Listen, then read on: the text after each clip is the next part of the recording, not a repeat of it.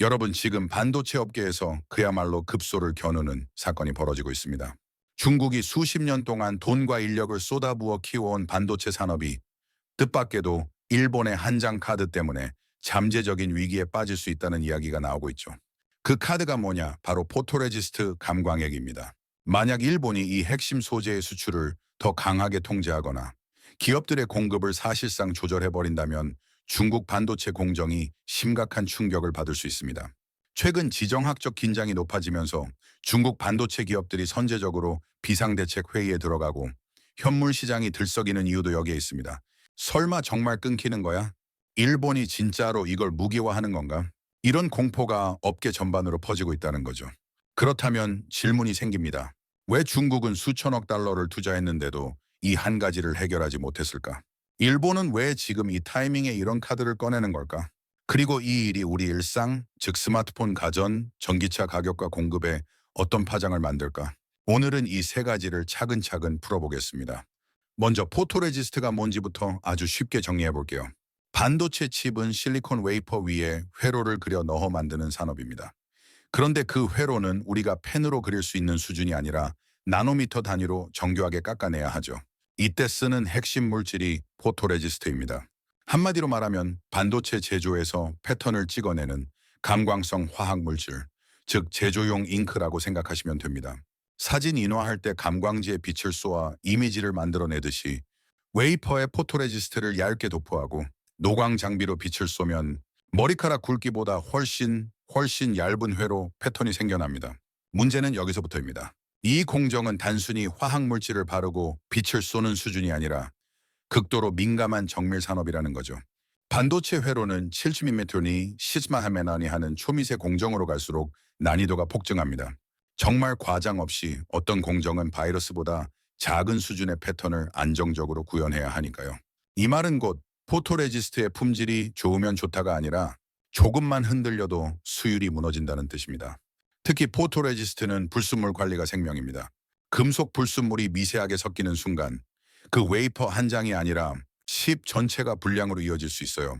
그런데 이런 극도의 순도 관리는 단기간에 되는 기술이 아닙니다.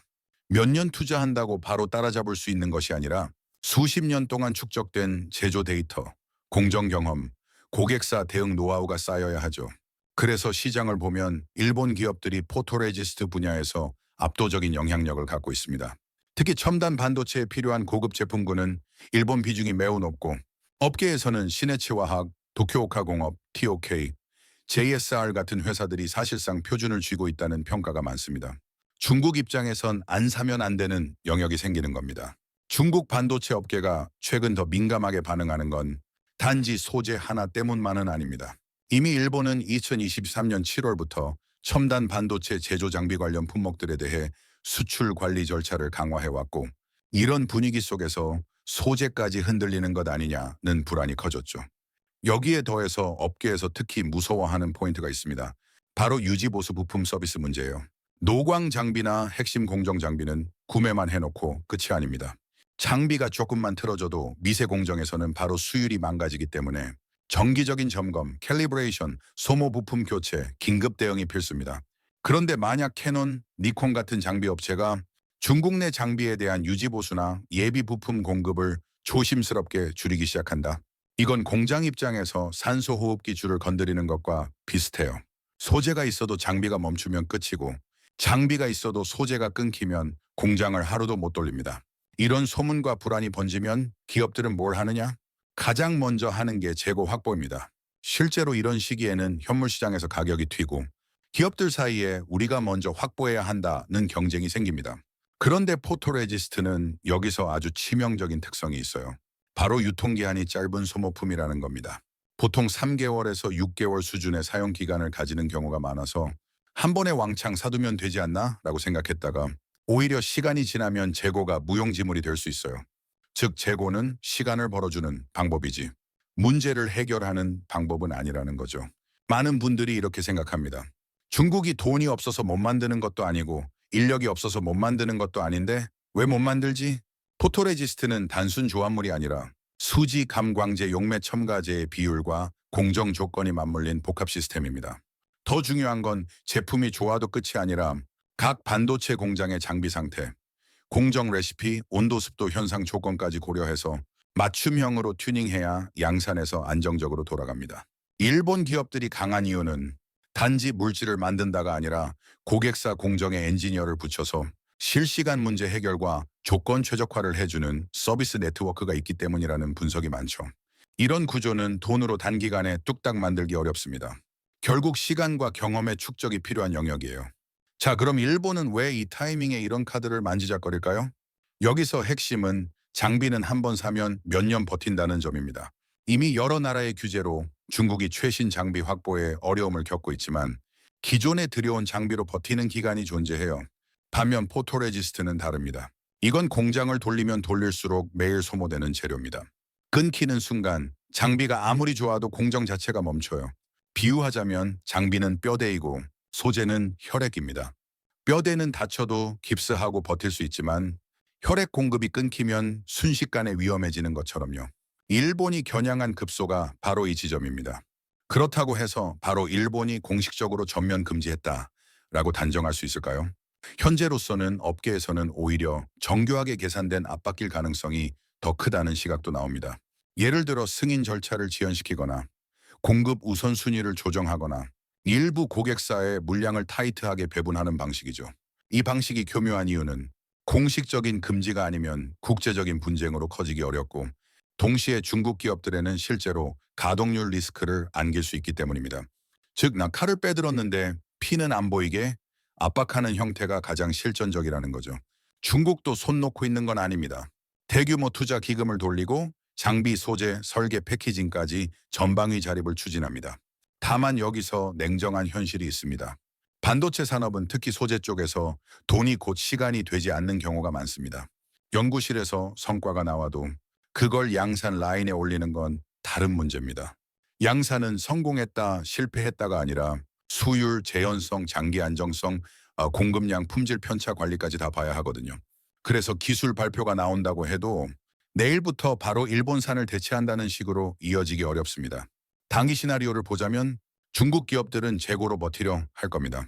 하지만 유통기한이 짧기 때문에 시간이 지나면 재고 방어막이 얇아지죠. 그래서 만약 공급이 지속적으로 타이트해진다면 2026년 상반기부터는 일부 공정에서 가동률 저하나 생산 차질이 실제 숫자로 나타날 가능성을 배제하기 어렵습니다. 특히 칠로메터 시미시움 같은 더 민감한 공정일수록 소재 장비 서비스 변수가 많아지고 타격도 커질 수 있습니다. 그래서 이게 나랑 무슨 상관이야? 여기서부터가 가장 중요하죠. 중국은 전기차, 가전, 각종 저가, 전자제품에 들어가는 반도체를 대량 생산합니다.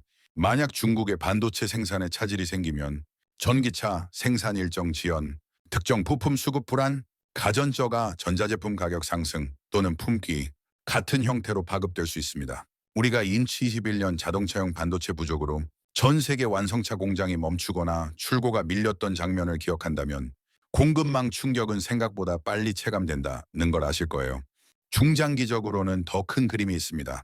세계 반도체 생태계가 하나로 연결되어 있던 구조가 점점 이원화될 가능성이 커지는 거죠.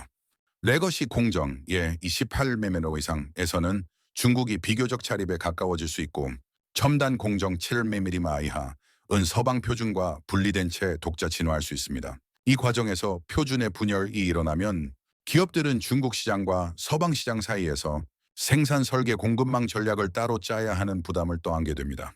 결국 그 비용은 제품 가격과 혁신 속도에 반영될 수밖에 없죠. 정리하면 일본의 포토레지스트 카드는 단순한 소재 이슈가 아니라 공급망의 급소를 잡는 전략적 변수가 될 수 있습니다. 중국은 막대한 자금으로 돌파구를 만들려 하겠지만 소재 산업은 특히 시간의 누적이 필요한 영역이라 단기간에 완전 대체는 쉽지 않다는 관측이 많습니다. 그리고 그 충격은 스마트폰과 전기차 같은 제품의 가격과 공급 안정성으로 우리 삶에 아주 현실적으로 번져올 수 있습니다.